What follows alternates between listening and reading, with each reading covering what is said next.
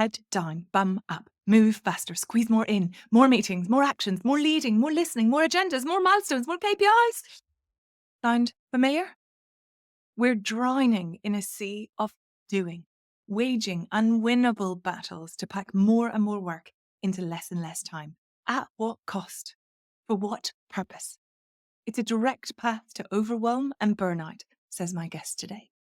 I'm thrilled to introduce you to Louise Miller. In our conversation today, Louise offers a radically different, deeply human definition of productivity than I've seen elsewhere, anywhere in the world. We discussed shifting how you think about productivity and how you do productivity in a way that reduces stress, allows us to focus on what truly matters, and lets us do our best work calmly. I'll let you in on something. I believe so strongly in Louise's methods that after researching her for the Joy at Work podcast, I became her client. And in this conversation, I believe you'll see why.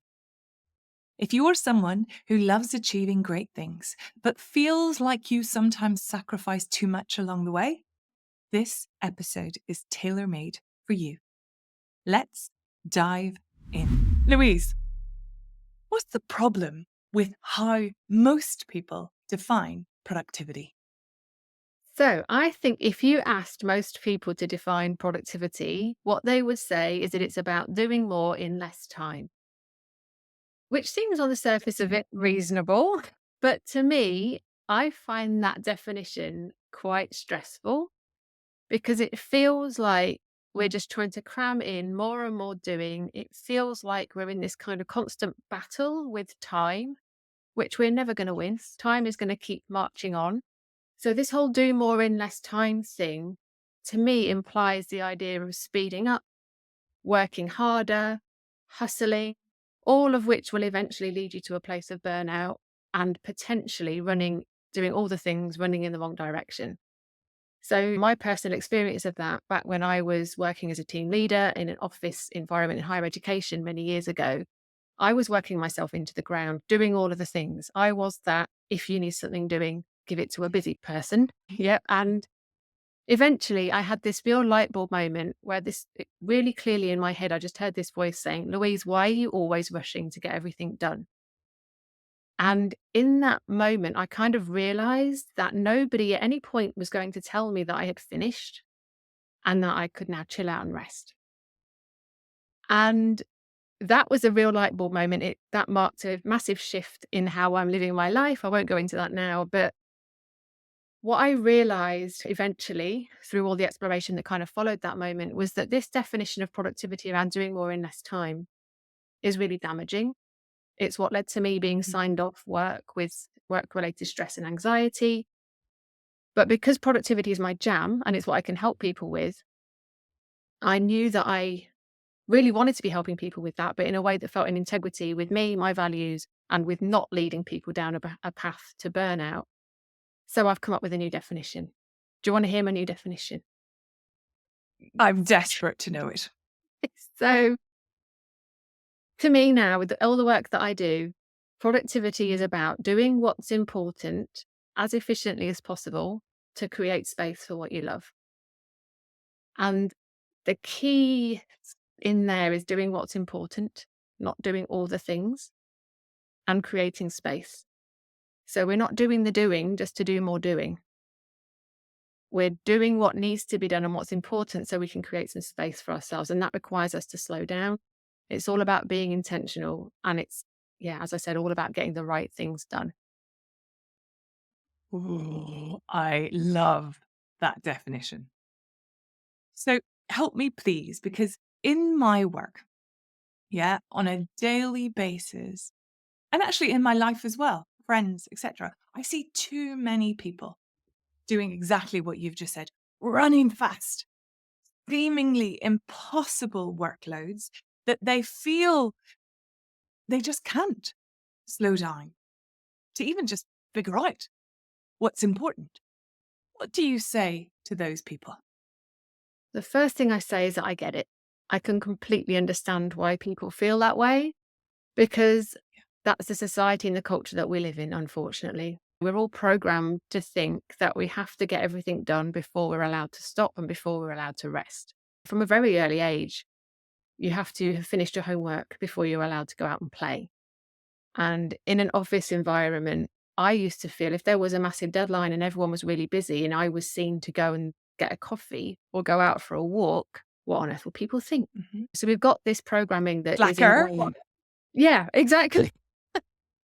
So I completely understand why people feel like they can't possibly slow down and they can't possibly take that space for themselves. But I'm going to hit you with an analogy and then I'm going to hit you with some neuroscience in a nice, gentle way, not in a violent way. But the analogy that I love for this is that the world of work, whatever that looks like for you, is very much like being on a bit of a journey, walking through a forest, right? You're on an adventure, walking through a forest and you want to desperately get to the other side because there's something amazing on the other side of the forest. So off you go, excited on your adventure. But when you're in the forest, there are no straight lines and it's easy to get lost. And yes, there are areas of dappled sunlight where everything is lovely and feels good, but we can also find ourselves in these areas of damp darkness where things are feeling really difficult. And what we tend to do in those moments is keep our eyes on the ground because we don't want to trip over our feet. We don't want to fall over a tree root. We're trying to avoid all those muddy puddles. So we keep on walking, but eventually we start to think, hang on, that tree looks familiar. I think I might have been here before. And we start to wonder if we're actually going in the right direction and feel like we're getting a bit lost. Panic can start to kick in. And then what do you do in that moment? Do you keep walking? Or do you take a bit of a break, take a pause? So just imagine you're in that situation and then you've realized you're going around in circles, you're feeling a bit panicky and you look up for a moment and you see some cozy, twinkly lights in the distance in the top of a tall tree. And you see there's a tree house up there. And you think, I'm going to go up there. So you climb up to the tree house and there's some lovely cozy cushions for you to sit on. So you sit down for a minute, you get your breath back, and the panic kind of gradually starts to subside. And then you can go and look out the window and you can look down onto the forest floor from your viewpoint up there in the tree. And you can look back and see how far you've come. So you can acknowledge all of the things you've got done. You can acknowledge the journey you've been on. You can look forward to where you're going. So you can remind yourself of what you're doing it for and what's over there. Then you can look down onto the forest floor and start to plot out a route that's going to get you there.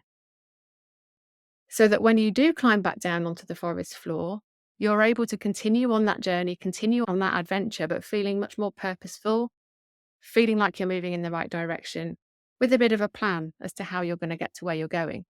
So I think we tend to think that productivity is what happens when we're on the forest floor, putting one foot in front of the other in action.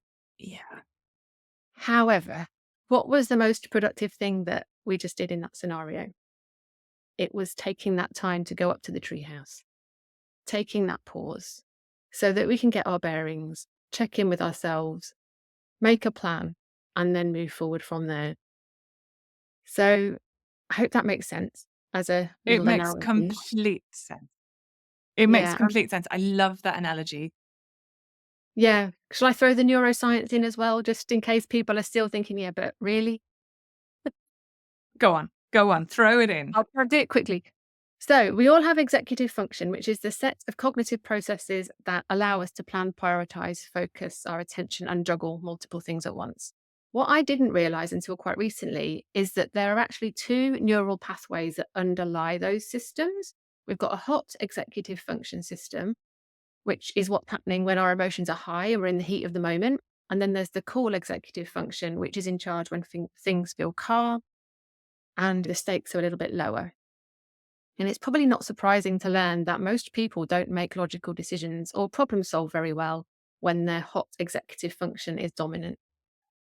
It's important that we allow space for that cool executive function to take the reins from time to time so that we can make those good decisions. And again, if all we're doing is keeping our heads down, running around in circles, waiting for someone to tell us we're finished, you're never allowing yourself to access that cool executive function that gets you making better decisions. Love that. I love everything that you've just said. But the thing that will stay with me forever, as well as the analogy in the treehouse, is productivity happens before you take action. And that is such an important point. Yeah. So, what can our listeners do before taking action to help them feel more productive? Yeah. So, as we've established, when you're stuck in that frantic, frazzled, overwhelmed loop, trying to get everything done, you're not being very productive. And actually, the only way back into focus and flow is by taking a pause. So, in practical terms, that can just look like literally standing up, walking away from your desk, shifting your state in some way to calm your frazzled nervous system. That's always got to be the starting point, is just to get yourself to a place where you're feeling calm and settled.